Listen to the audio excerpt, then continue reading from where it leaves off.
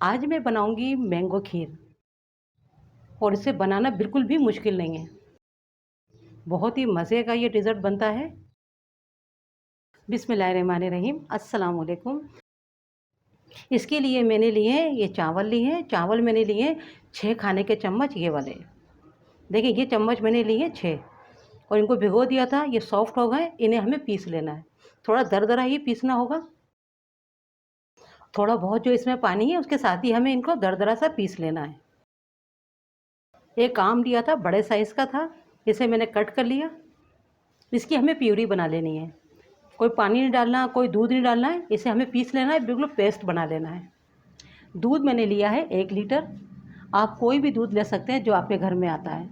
Tetra pack भी ले सकते हैं या खुला दूध आता है, आप वो भी ले सकते हैं।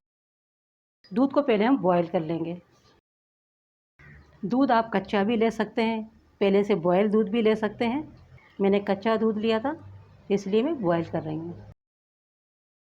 देखिए दूध के अंदर बॉयल आ गए। इसी वक्त डाल देना है चावलों को, जो हमने चावल पीसे थे वो डाल देंगे।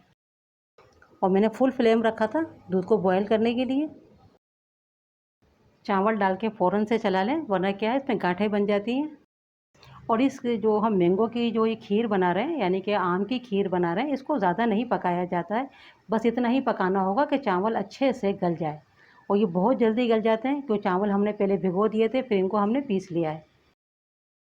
देखें जब चावल गल जाए, ये चावल बहुत जल्दी गलते हैं क्योंकि छोटे चावल होते हैं, क्योंकि हमने इनको पीसा हुआ है। अब इसी वक्त डाल देंगे हम इलायची पाउडर। 4 से 5 मैंने इलायचियाँ ली जिनका मैंने पाउडर बना लिया है, और मैंने फ्रेश लिया है इलायची का पाउडर। और साथ ही डाल देंगे इस वक्त मीठा। देखिए इसमें हम आम भी शामिल करेंगे, इसलिए हमें मीठा देखकर डालना होगा, ज़्यादा मीठा नहीं डालना होगा। आम कितना मीठा है, जो मैंने आम लिया है वो काफ़ी मीठा है। देखिए चीनी डालने के बाद एकदम से खीर पतली हो जाती है, तो इसको हम 3 से 4 मिनट या 5 मिनट और मज़ीद पका लेंगे। और किनारों से भी साफ़ करते जाएं। ये किनारों पे जो मलाई होती है इसका भी बहुत अच्छा टेस्ट आता है खीर के अंदर। देखिए 5 से 6 मिनट मैंने चीनी डाल के भी मज़ीद पका लिया और अच्छी खासी थिक हो गई है। देखिए गैस को मैंने बंद कर दिया है। थोड़े से ड्राई फ्रूट डाल देंगे।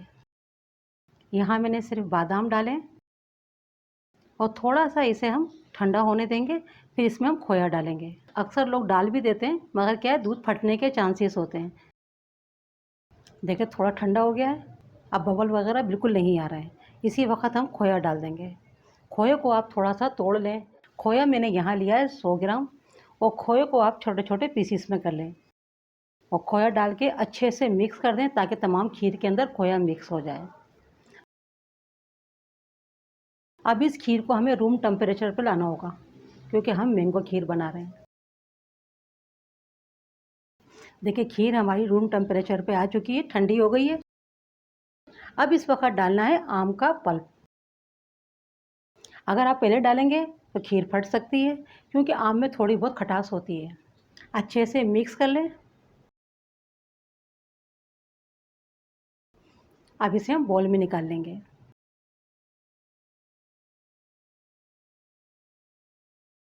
थोड़े से पिस्तों से गार्निश कर देंगे। आपको जो ड्राई फ्रूट पसंद हो आप वो ले लें।